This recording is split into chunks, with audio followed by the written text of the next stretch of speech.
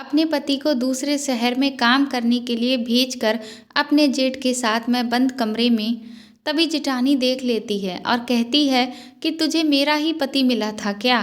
तेरा पति तो तेरे साथ में रहता नहीं है, तो तू मेरे पति पर ही डोरे डाल रही है। तुझे बिल्कुल भी शर्म नहीं आई यह सब करते हुए? मेरा नाम रीमा है। मेरी शादी को अभी 5 महीने ही हुए थे। मेरे घर में सास ससुर, जेठ जेठानी, उनके बच्चे और हम दोनों पति पत्नी रहा करते थे। एक दिन जब मैंने जेठ जी से कहा, अमित भैया मेरी कुछ दवाइयाँ खत्म हो गई हैं, आप ऑफिस से आते वक्त लेते आइएगा। रीमा की सास ने जैसे ही यह सब सुना तो वह चिल्लाने लगी कि बहू, अमित तेरा जेठ है और तू उस पर हुक्म चला रही है। यह सब काम तू खुद भी तो कर सकती है। अमित को ऑफिस के लिए देर हो रही है और अपना पल्लू नीचे रखा कर जा, अब अपना काम कर और ज़्यादा बात मत किया कर। रीमा चुपचाप किचन में जाकर सबके लिए खाना तैयार करने लगी। घर में सभी लोग थे, लेकिन फिर भी उसका अपने पति के बिना बिल्कुल भी मन नहीं लगता था। वह बहुत ही ज़्यादा अकेलापन महसूस करती थी। अभी शादी को 5 महीने ही तो हुए थे उसकी। शादी बहुत धूमधाम से हुई थी। शादी के समय सुमित कुछ भी नहीं करते थे, लेकिन उसके ससुराल वालों ने उसके घर वालों से यह सब बातें छुपा लीं और झूठ कह दिया कि वह अपने बड़े भाई के ऑफिस में काम करता है। उस वक्त सुमित ने भी कुछ भी नहीं बताया। शादी के कुछ दिन तो ठीक से चलते रहे, लेकिन फिर जैसे जैसे समय बीत रहा था, सबके रंग दिखने शुरू हो गए थे। सारे घर के काम का बोझ सिर्फ रीमा के कंधों पर डाल दिया गया था और सुमित भी घर वालों के कहने के हिसाब से ही चलता था और जो भी काम उसे घर के या बाहर के बताए जाते वह चुपचाप करता रहता। उस घर में उसकी स्थिति एक नौकर से ज़्यादा नहीं थी। यह सब देखकर रीमा को बहुत ज़्यादा बुरा लगता था। वह अपना दुख किसी से कह भी नहीं पाती थी। एक दिन उसने सुमित को बहुत समझाया कि आप कोई काम धंधा क्यों नहीं करते, इस तरह से अपना समय क्यों बर्बाद करते रहते हैं। सुमित मुस्कुरा कर बोला, रोज़ इतने सारे काम तो मैं करता हूँ। घर में दूध लेकर आता हूँ, भैया के बच्चों को स्कूल छोड़ कर आता हूँ, राशन लाता हूँ, सब्जी लाता हूँ, माँ बाबूजी की दवाई लेकर आता हूँ, सुबह से लेकर रात तक कितने सारे काम करता हूँ। रीमा ने कहा कि आप जो काम करते हैं, क्या आपको उसकी कोई सैलरी मिलती है? मुझे तो समझ में नहीं आता कि जब आपने अपनी पढ़ाई अच्छे से की तो उसके बाद भी आपने ना तो कोई नौकरी की और ना ही कोई बिजनेस डाला। रीमा की बात सुनकर सुमित ने कहा कि मैं नौकरी के लिए बाहर गया था, लेकिन वहाँ अकेले में मेरा मन ही नहीं लगा, तो भैया ने भी कहा कि घर वापस आ जाओ, इसलिए मैं चला आया। रीमा ने कहा, आप घर के काम कर रहे हैं, लेकिन उसका फ़ायदा क्या है? सुमित बोला कि तुम्हें क्या दिक्कत है, खाने को रोटी तो मिल ही रही है ना। रीमा बोली, सिर्फ रोटी खाना ही जीवन जीना होता है क्या? इंसान की क्या और दूसरी कोई ज़रूरत नहीं होती है? और आप जिस रोटी की बात कर रहे हैं वह रोटी आत्मसम्मान की नहीं है। मैंने कहा, मैं माँ बनने वाली हूँ और मैं चाहती हूँ कि मेरे होने वाले बच्चे की पूरी जिम्मेदारी आप अपने कंधों पर उठाएं। मतलब हम दोनों का खर्चा आपको उठाना होगा और यह आपका फ़र्ज़ भी है।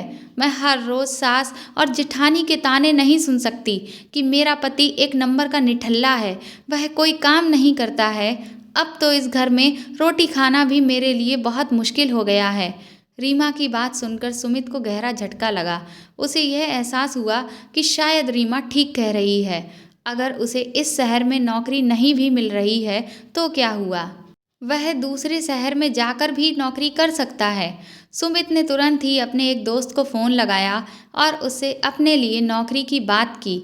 अगले दिन शाम तक सुमित के दोस्त का फ़ोन आ गया कि उसके लिए एक नौकरी है, तो वह कल ही वहाँ चला आए।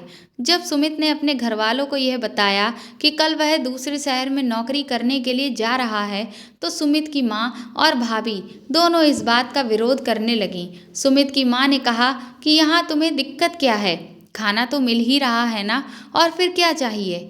इस पर रीमा ने कहा कि खाना मिलने के अलावा भी और भी ज़रूरतें होती हैं और अब मैं माँ बनने वाली हूँ, तो मेरे बच्चे की जिम्मेदारी भी तो सुमित को उठानी है।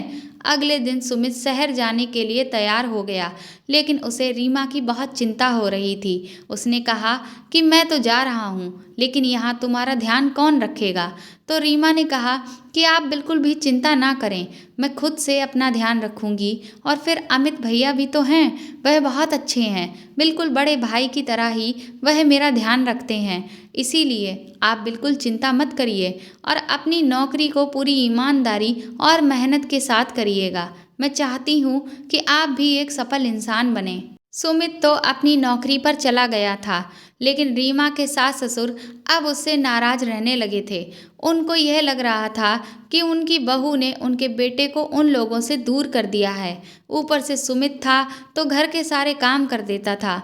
अब यह सारे काम आखिर कौन करेगा?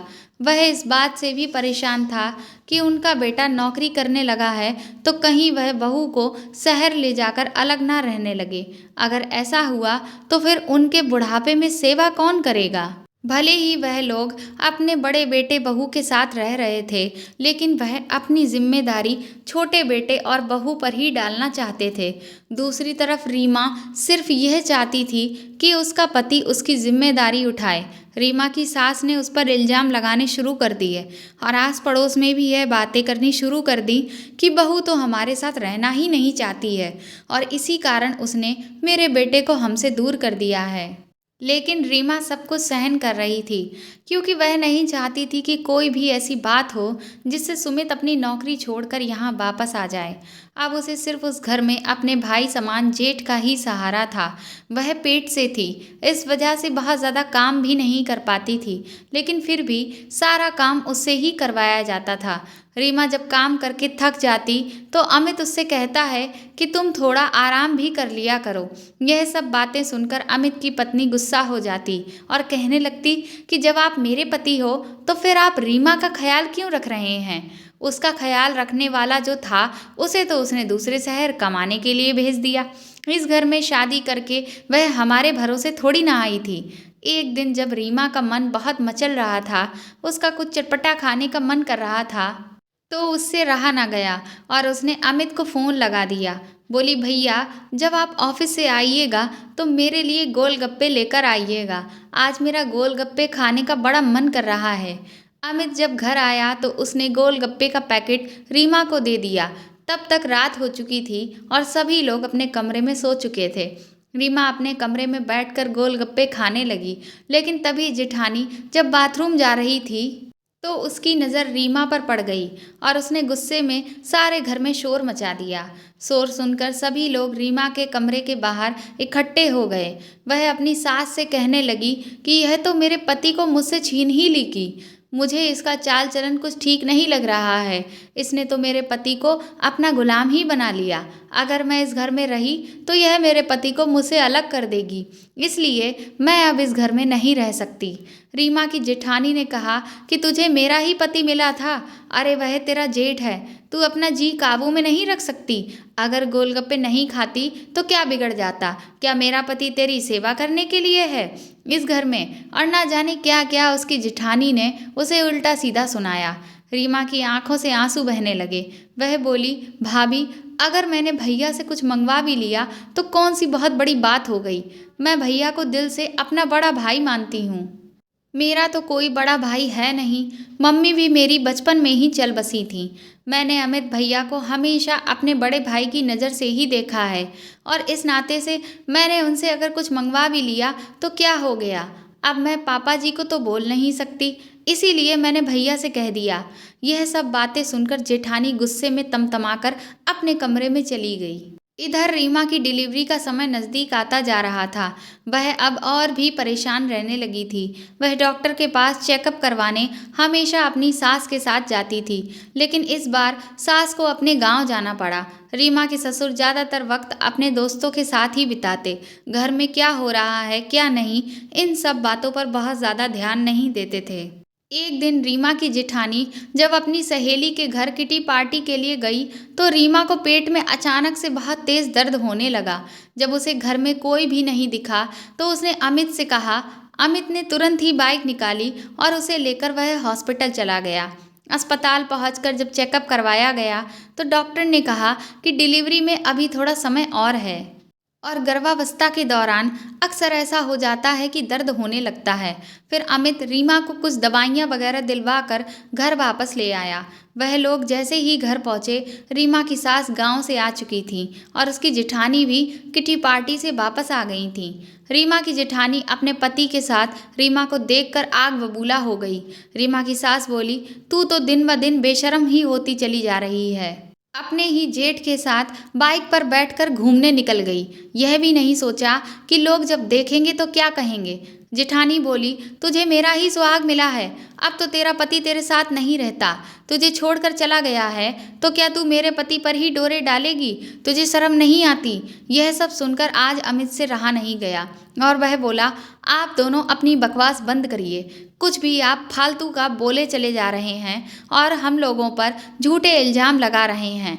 मैं रीमा को अपनी छोटी बहन की तरह मानता हूँ और अगर एक बहन तकलीफ में है तो क्या भाई का फर्ज नहीं बनता कि उसकी मदद करें। मैं उसे अभी हॉस्पिटल में दिखाकर लाया हूँ। उसके पेट में बहुत तेज़ दर्द उठ रहा था। जब घर में कोई नहीं था तो इसीलिए उसने मुझसे मदद मांगी और मैं बड़ा भाई होने के नाते उसे डॉक्टर के पास चेकअप के लिए ले गया था। तो आखिर इसमें कौन सा गुनाह कर दिया? रीमा इस घर की बहू भी है और मेरे छोटे भाई की पत्नी भी। जब मेरा छोटा भाई इस घर में मौजूद नहीं है और उसकी पत्नी गर्भावस्था में है, तो क्या यह हमारा फर्ज नहीं बनता कि हम उसका ख्याल रखें? उसे हमारे साथ और सहयोग की ज़रूरत है। क्या हम उसे अकेला छोड़ दें? यह भी तो सुबह से लेकर रात तक हम लोगों के लिए काम करती ही रहती है, क्योंकि यह हमें अपना मानती है। तो क्या हम सबका भी फर्ज नहीं है इसके प्रति कि हम सुमित की गैर हाजिरी में इसका ख्याल रखें? अमित की यह बातें सुनकर रीमा की आंखें भर आईं। अमित ने कहा, और मम्मी जी, आप तो उम्र में बड़ी हैं, लेकिन फिर भी आपकी भी सोच इतनी घटिया है। रीमा ने कहा, आप दोनों भी तो किसी की पत्नियां हैं। क्या कोई पत्नी अपने पति के होते हुए घर के किसी दूसरे आदमी से किसी काम के लिए भी नहीं कह सकती है? अगर मैं अपने जेठ को अपना बड़ा भाई मानती हूँ और आप इस रिश्ते को गलत समझती हैं, तो भाभी, मैं आपसे पूछती हूँ कि जब देवर भाभी का छोटा भाई बन सकता है तो जेठ जी मेरे बड़े भाई क्यों नहीं बन सकते? आप भी तो सुमित से अपने कितने काम करवाती थीं। उनका भी फर्ज बनता है। वह आपसे छोटे हैं और आपके छोटे भाई के समान हैं। तो उसी तरह से मैंने भी अमित भैया को अपना बड़ा भाई मान लिया, तो इसमें क्या गलत किया? आखिर क्यों हमारे रिश्ते को बदनाम किया जा रहा है? क्या एक छोटी बहन अपने बड़े भाई से मदद भी नहीं ले सकती? और अगर वह इंसान अपने छोटे भाई की पत्नी का ख्याल रख रहा है तो इसमें इतनी बातें बनाने वाली कौन सी बात है? तभी रीमा की सास गुस्सा करते हुए बोली, रीमा, तू चुप कर। जेठ कभी भी बड़ा भाई नहीं हो सकता है। जेठ के सामने सर पर पल्लू करना चाहिए और ससुर जी कमरे में होते हैं तो उस कमरे में नहीं बैठा जाता। और तू तो बाइक पर बैठकर अपने जेठ के साथ ही चली गई। अपने मायके के रिश्तों को अपने मायके में ही रहने दे। ससुराल में सबसे शर्म करनी होती है, सबका मान रखना होता है। बड़ा भाई कहकर इन रिश्तों को नकारा नहीं जा सकता है। जब सुमित आएगा तब मैं उससे तेरी शिकायत करूंगी, तब तुझे समझ आएगा हम सबसे छोटी होकर जवान लड़ा रही है।